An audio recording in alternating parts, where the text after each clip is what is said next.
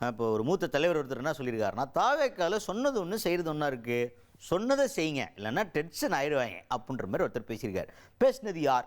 Marxist communist கட்சியின் மாநில செயலாளர் ஐயா சண்முகம் அவர்கள்.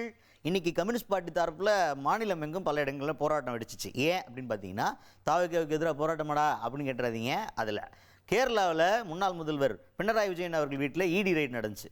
அதுக்கு எதிராக ஈடியை வச்சு பயமுறுத்தி பார்க்குறியா, அதெல்லாம் எங்கள்கிட்ட பலிக்காது அப்படின்ற மாதிரி சொல்லி மாநிலம் தழுவிய பல இடங்களில் ஆர்ப்பாட்டம் நடத்தினாங்க கம்யூனிஸ்ட் பார்ட்டிகள். அதில் ஒரு இடத்துல போராட்டத்தை பண்ணிவிட்டு அதுக்கப்புறமா சண்முகம் ஐயா அவர்கள் வந்து செய்தியாளர்களை சந்திக்கிறார். அப்போ செய்தியாளர்கள் என்ன கேட்குறாங்க அப்படின்னா, விவசாய கடன் தள்ளுபடின்னு சொல்லிட்டு தாவேக்கால தேர்தல் வாக்குறுதி கொடுத்துருந்தாங்க. 5 ஏக்கருக்கு உள்ளே இருந்ததுன்னா நமக்கு மொத்தமாகவே விவசாய கடனை தள்ளுபடி பண்ணிடுவோம் அப்படின்னு சொன்னாங்க. 5 ஏக்கருக்கு மேலே இருந்துச்சுன்னா அதில் ஒரு 50% தள்ளுபடி பண்ணிடுவோம்னு சொன்னாங்க. ஆனால் இப்போ வந்துருக்கிற அந்த விவசாய கடன் தள்ளுபடி அப்படிங்கிறது நிறைய இருக்குது. சிறு குறு விவசாயிகள்ன்றாங்க, அதுக்கப்புறம் இவ்வளோ வாங்கினா அதில் இவ்வளோ தான் குறைப்பான்னு சொல்கிறாங்க, அதுக்கு மேலே தொகை வாங்கியிருந்தீங்கன்னா அதில் இவ்வளவு தான் கம்மி பண்ணுவோன்னு சொல்லிட்டு ஏகப்பட்ட பாகுபாடுகள் இருக்குது. இந்த விஷயத்தை நீங்கள் எப்படி பார்க்குறீங்க? விவசாயிகள் வந்து இது கடும் எதிர்ப்பு தெரிவிச்சிருக்கிறாங்களே அப்படின்னு கேட்குறாங்க. அதுக்கு சண்முகமையா அவர்கள் என்ன சொல்கிறாரு அப்படின்னு பார்த்தீங்கன்னா, விவசாயிகளுக்கு நீங்கள் சொன்ன வாக்குறுதி வேறு. 5 ஏக்கருக்கு கீழே இருந்தால் ஒன்று, 5 ஏக்கருக்கு மேலே இருந்தால் ஒன்று, இவ்வளோ தான் சொன்னீங்க. ஆனால் வந்ததுக்கப்புறமா சிறு குறு விவசாயம் 2.5 ஏக்கரு 5 ஏக்கரு அதுக்கும் மேலே இந்த கணக்கெல்லாம் சொன்னீங்கன்னா அவங்க டென்ஷன் தான் ஆவாங்க. சொன்னதை கரெக்டாக செய்கிறதுக்கு ஏற்கனவே கம்யூனிஸ்ட் பார்ட்டி வந்து விஜய் அவர்களை வலியுறுத்தியிருக்கு. இப்போவும் நாங்கள் வலியுறுத்துகிறோம், சொன்ன வாக்குறுதியை கரெக்டாக நிறைவேற்றுங்க, அந்த மாதிரி வேலை பார்க்காதீங்க, இந்த மாதிரி வேலையெல்லாம் பார்க்காதீங்க அப்படின்னு சொல்லிட்டு வலியுறுத்தியிருக்காரு ஐயா சண்முகம் அவர்கள். இல்லை, தமிழக வெற்றிக் கழகம் தேர்தல் நேரத்தில் சிறு குறு விவசாயிகள் பெற்றிருக்கக்கூடிய கடன் முழுமையாக ரத்து செய்யப்படும், சிறு குறு விவசாயிகள் இல்லாமல் மற்ற விவசாயிகள் பெற்றிருக்க கடனில் 50% தள்ளுபடி செய்யப்படும் என்கிற வாக்குறுதியை அவர்கள் கொடுத்திருக்கிறார்கள்.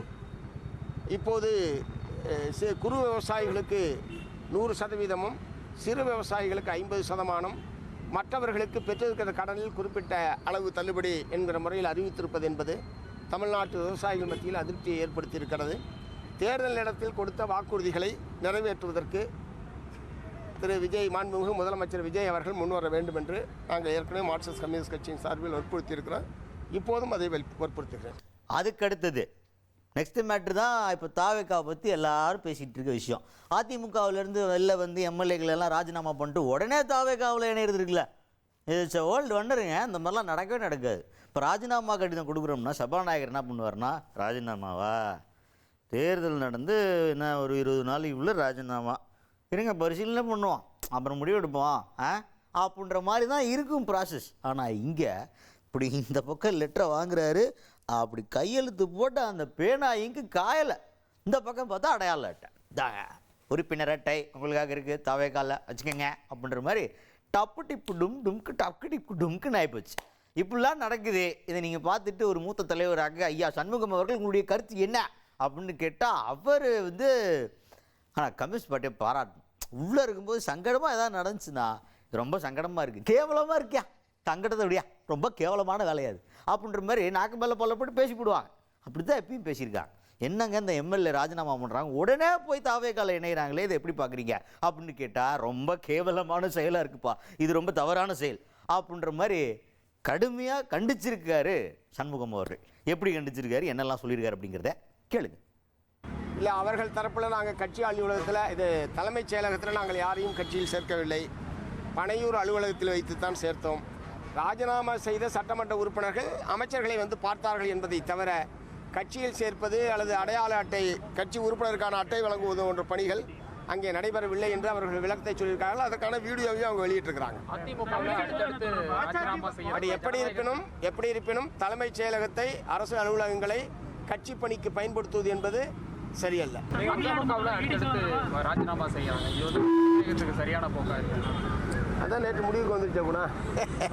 அதாவது இல்லை, அது வந்து ஆரோக்கியமான போக்கு அல்ல. அதாவது ஒரு 20 நாள் தான் ஆகுது தேர்தல் ரிசல்ட் வந்து.